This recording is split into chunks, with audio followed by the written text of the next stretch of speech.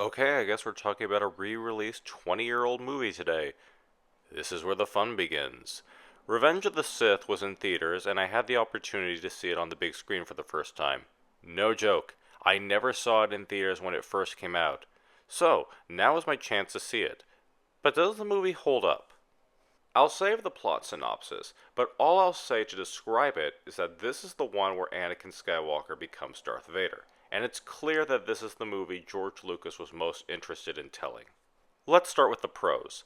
The action is marvelous and spectacular to watch. From the opening battle scene above Coruscant to the final duel between Anakin and Obi-Wan, it's flashy, exhilarating, and fun to witness. Another thing I liked was the story. While a bit clunky, we'll get into that later, I appreciated that it was a parallel to what Luke would go through in Return of the Jedi.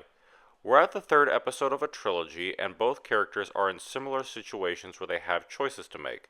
Even the scenes where Anakin fights Count Dooku and Luke fights Vader are similar, but with different outcomes. Even Palpatine is in both scenes and basically says the same thing in both scenarios. That leads to yet another positive. Ian McDiarmid steals the entire film as Palpatine. He's cunning, manipulative, and deadly. Sure, he is definitely hammy in some scenes, but he's also eerie and in some respects scary in others. He's the best actor in the film and the one who is handled the best. And that would be all the positives I really have. However, before I go into the negatives, I'd like to explain where I'm coming from. Yes, I grew up with the prequels, but I am not blind to their faults. I am not a Star Wars fanboy who will accept everything, whether it be from Disney or George Lucas. So if I have problems, I will address them. Now, my first problem is the dialogue. The dialogue is very clunky, repetitive, and awkward.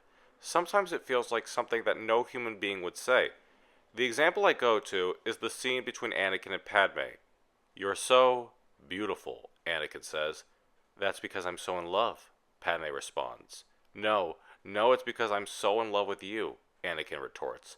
"So love has blinded you," exclaims Padme. Awkward laugh from Anakin. Be honest with yourself. Does that really sound natural? Is that really good writing? I think not. This leads to the acting.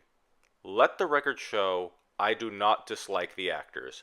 I enjoy Hayden Christensen and his passion and love for playing this character. Natalie Portman is a phenomenal actress, and I love Samuel L. Jackson for being Samuel L. Jackson. But I'm sorry. They, and most, are not good in this film. Sadly, particularly Hayden.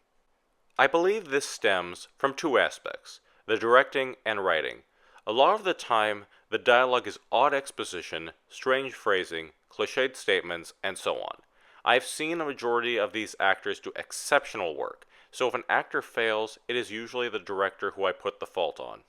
The directing of actors is also basic. A lot of walking in rooms, circling each other, and seemingly simple instructions on how to perform. In this case, it might actually, and unfortunately, be the result of Lucas himself.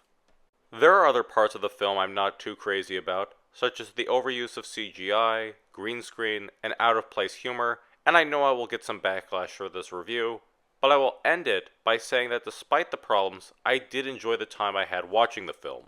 Again, this is the film George Lucas probably wanted to tell the most, and the passion shows. The story concept alone is good, the death of democracy and the fall of a hero.